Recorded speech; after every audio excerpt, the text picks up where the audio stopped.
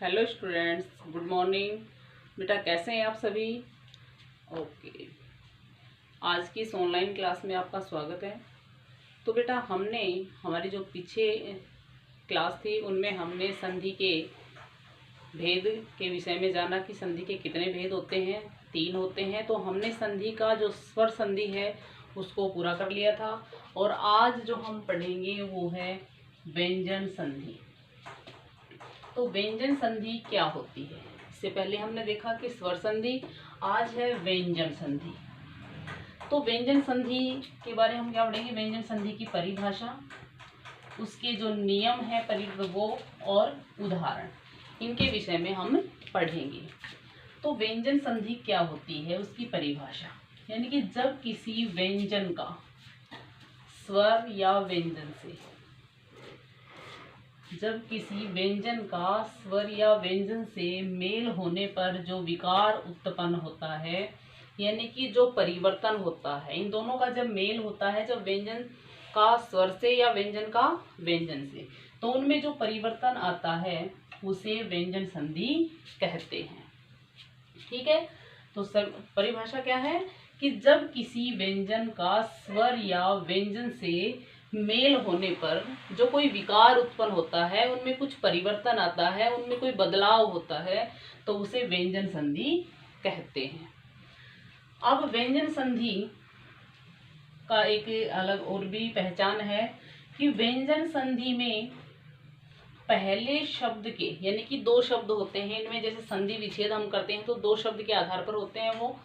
तो जो पहला शब्द होता है, पहले शब्द के अंतिम वर्ण के नीचे हलंत का चिन्ह बहुत जरूरी है। यानी कि यदि हम पहले शब्द के अंतिम वर्ण के नीचे हमने हलंत का चिन्ह नहीं लगाया तो वह व्यंजन संधि नहीं बल्कि क्या बन जाएगी? स्वर संधि बन जाएगी।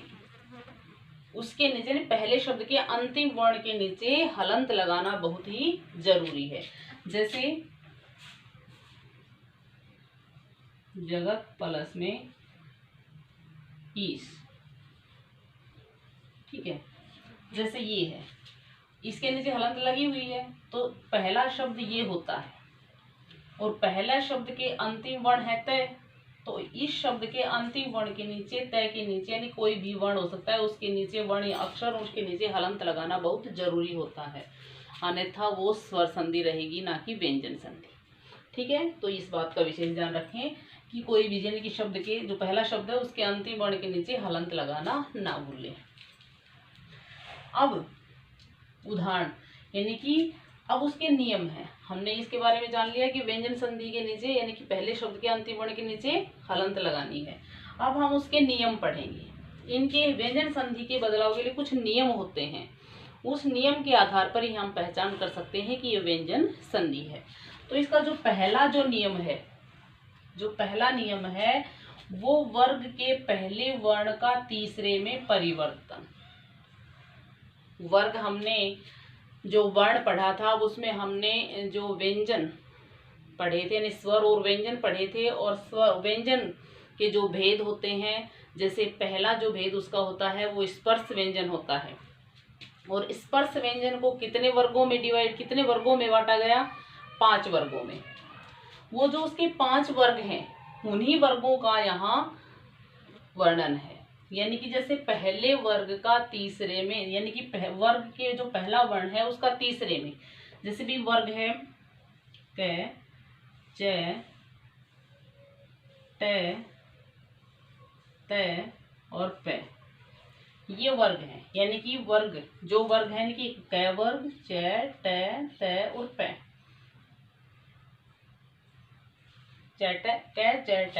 प। ठीक है। तो ये है वर्ग के पहले वर्ण। ठीक है। अब इनका तीसरे वर्ग, उसी वर्ग के तीसरे वर्ण में परिवर्तन होना, यानी कि क का जो पहला वर्ग है क से शुरू हो रहा है, उसका तीसरा जो वर्ण है वो कौन सा होगा? ग।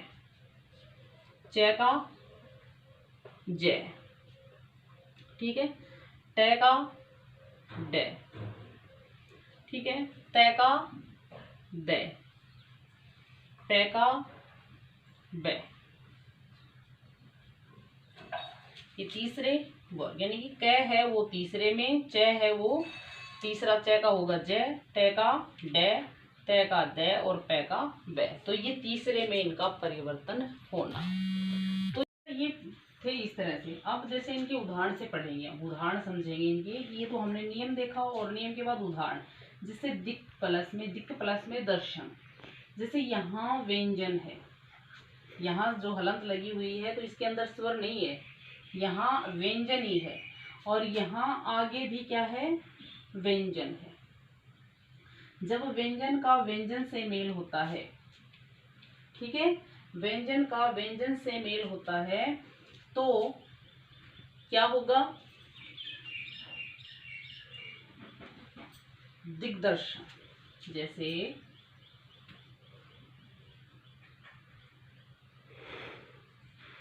दिग्दर्शन, यहाँ जो व्यंजन का व्यंजन से मेल होगा तो यहाँ भी स्वर नहीं होगा, ये भी स्वर रहित होगा यहाँ, ठीक है, ये भी स्वर रहित होगा। यहाँ व्यंजन का व्यंजन से मेल होने पर जैसे भी द का इनका वर्ण विच्छेद करेंगे, द हलंत ए, तो यहाँ हलंत लगी हुई है, यहाँ भी, तो ये दोनों हलंत के हैं, ना कि इनमें स्वर है, तो इसलिए यहाँ ये भी स्वरहीन ही होगा, ये भी स्वर रहित ही होगा। अगर व्यंजन का व्यंजन से मेल होगा तो यहाँ हमेशा जो बदलेगा, जिसमें तय का जैसे ग में परिवर्तन होना है पहले वर्ग का, यानी कि तीसरे परिवर्तन होगा तो यहाँ स्वर रहित होगा, ठीक है। अब जैसे दूसरा उदाहरण हम लेंगे कि व्यंजन का, यानी कि उसमें परिभाषा में था कि व्यंजन का स्वर से और व्यंजन से मेल, तो स्वर से भी हो सकता है और व्यंजन से, तो इनमें अंतर क्या होगा। अब जैसे यहाँ है देखो, यहाँ क के नीचे हलंत लगी हुई थी, यहाँ तो ये व्यंजन है और यहाँ प्लस में क्या दिया हुआ है, ए दिया हुआ है, तो ये क्या है, स्वर अपने आप में पूर्ण होते हैं, तो यहाँ स्वर दिया हुआ है, तो स्वर का यानी कि व्यंजन का जब स्वर से मेल होगा तो ये जो स्वर है ये इसमें समाहित हो जाता है, ये जो स्वर है ये क में समाहित हो जाता है, ठीक है। अब क में समाहित होने के बाद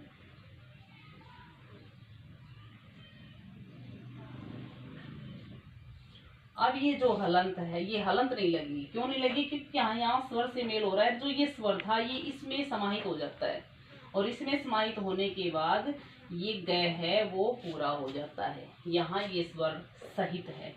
इसलिए अगर व्यंजन का अगर व्यंजन से ही मेल होगा तो वहां वो स्वर रहित लिखा जाएगा, अगर किसी व्यंजन का स्वर से मेल होगा तो वो स्वर सहित लिखा जाएगा, इनके नीचे कोई हलंत नहीं होगी और ना ही इसको हम स्वर रहित लिख सकते हैं, स्वर सहित होगा ही, ठीक है।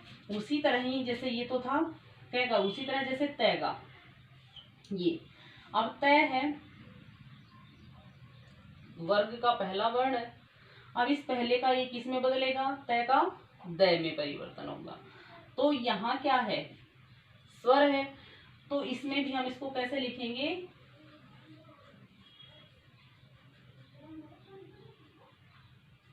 ठीक है, तो इसमें भी कोई हलंत वगैरह नहीं लगेगी, इसको भी हम इसी तरह से लिख देंगे।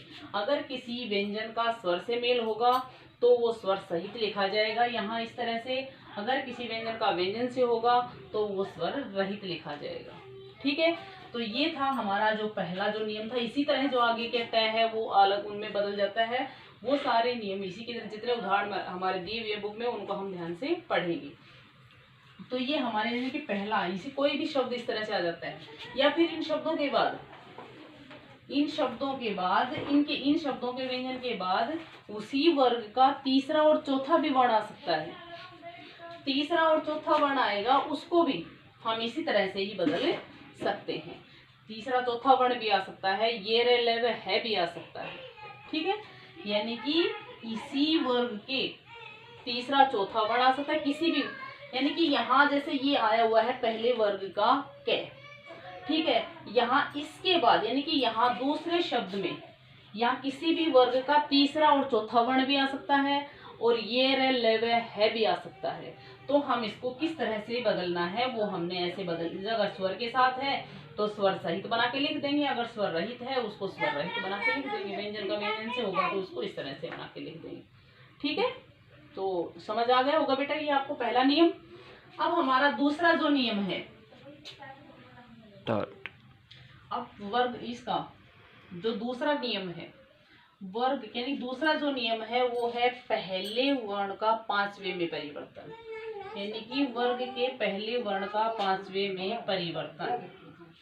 यानी कि पहले वर्ग, जैसे पहला वर्ग का जो पहला वर्ण है कै च ट त प, ये हो गए पहले वर्ण, और इनका जो बदलाव होगा वो किस में होगा, पांचवा वर्ण में। जो पांचवा वर्ण इनका रहेगा वो क्या है, ये। ठीक है, दूसरा च का ये, ठीक है, ट का अण, त का न और प का म। तो इनका परिवर्तन, यानी कि ये पांचवा वर्ण ये है और पहले वर्ण, यानी कि पहले का पांचवें में परिवर्तन। ठीक है, तो पहले का पांचवें में परिवर्तन पढ़ेंगे तो उनमें किस तरह से पहले का पांचवें में, देखो यहाँ अगर तय के बाद, यहाँ पहले शब्द के अंतिम वर्ण को देखना है। यदि तय के बाद, अगर तय के बाद यदि न और मैं आता है, यदि किसी भी वर्ण के जो पहला जो वर्ण है, वर्ग है, वर्ग के पहले वर्ण के बाद यदि न और मैं आता है, तो ये जो न और मैं है ये उसी, ये जो तय है ये उसी वर्ग के पांचवें में परिवर्तित हो जाता है। अब वो कैसे, जैसे यहाँ पहला जो वर्ग शब्द है उसका अंतिम वर्ण तय है, और इस तय को यानी हम मिलाएंगे, इनको संधि करेंगे तो ये पांचवें में परिवर्तित हो जाता है। अब इसका पांचवा जो वर्ण है तय का क्या है, तय थ द ध न है पांचवा, तो इसको हम कैसे बदल देंगे, सन्मति। इस तरह से ये न में बदल जाएगा। ठीक है, ये न में परिवर्तित हो जाएगा, क्योंकि यहाँ स्वर है इसके अंदर। अगर इनका वर्ण विच्छेद करते हैं तो हमें लेना क्या है, व्यंजन लेना है, सिर्फ स्वर नहीं लेना, इसमें व्यंजन लेना है। तो ये व्यंजन और ये व्यंजन मिलेगा तो ये स्वर रहित ही होगा। यहाँ जो पहले हमने देखा था उसी के अनुसार ही, उसी तरह ही जैसे उतय प्लस में नति। अब इसमें ये भी तय यहाँ न है, ठीक है, तो ये तय का किस में परिवर्तन होना है, तय का पांचवें में ही होना है। तो यहाँ हम क्या बना देंगे इसको, उन्नति। ठीक है, उसके बाद जैसे तय का पांचवें में परिवर्तन तो तन्मय। ये ध्यान, यहाँ व्यंजन व्यंजन है तो दोनों जो व्यंजन व्यंजन मिलेंगे तो ये स्वर रहित है, ये स्वर सहित नहीं है, तो इसलिए इनको स्वर रहित ही लिखा गया है। ठीक है, तो इस तरह से ये हमारा जो दूसरा नियम था, इसमें वैसे काफी नियम हैं। जैसे पहले वर्ग का तीसरे में परिवर्तन हमने पढ़ लिया, पहले वर्ग का पांचवें में परिवर्तन पढ़ लिया। उसके बाद जैसे तय का, तय के बाद यदि छ आता है तो क्या हो जाता है, च के बाद यदि ज और झ आता है तो वो किस में परिवर्तित हो जाता है। ये सभी अलग अलग होते हैं, इनके नियम काफी हैं, उन नियमों को हमें पढ़ना है। मैंने पहले आपको इस तरह से बताया, उसी के अनुसार ही उसमें जो नियम दिए हुए हैं कि तय के बाद यानी पहले शब्द में तय आ जाता है या छ आ जाता है तो उनका जो परिवर्तन है वो किस तरह से होगा, वो किस तरह से बदल जाएंगे आगे, तो उस तरह से ही हमें इनको पढ़ना है। ठीक है, तो व्यंजन संबंधी जो भी हमारे नियम उसमें दिए हुए हैं बुक में, वो अब मैं इस तरह से इसमें समझाए हैं। उसी के अनुसार आपको अपनी बुक में जितने नियम दिए हैं वो हमें सारे पढ़ने हैं। तो बेटा आपका गृह कार्य में यही रहेगा कि जितने भी उसमें नियम दिए हुए हैं वो आप उसमें से पढ़ें, और जितने उदाहरण उसमें दिए हैं उनको आप पढ़िए। ठीक है, तो अब जैसे इसमें काफी दिए हुए हैं कि मैं से के बाद यदि मैं आने पर द्वितीय मम का उपयोग किया जाता है, जैसे सम्मति है।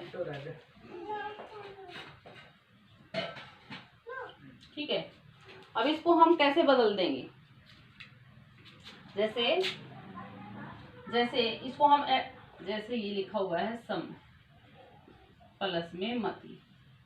ठीक है, तो हम इसको जब लिखेंगे तो हम कैसे लिखेंगे, जैसे हमने पहले अभी पढ़ा है उसी तरह ही इनको लिख देंगे। ठीक है, तो ये थे हमारे कुछ नियम, ध्यान रखना है इनको हमें कि किस तरह से इनके नियम परिवर्तन होते हैं।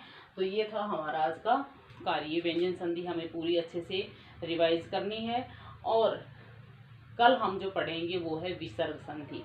ठीक है, तो इसको भी हमें ये नियमों को पढ़ना है। और जो प्रश्न इसमें से रहेगा, जो एक प्रश्न आपको इसमें करना है कि व्यंजन संधि किसे कहते हैं, तथा इसके जो नियम हैं वो किस आधार पर परिवर्तित हो रहे हैं।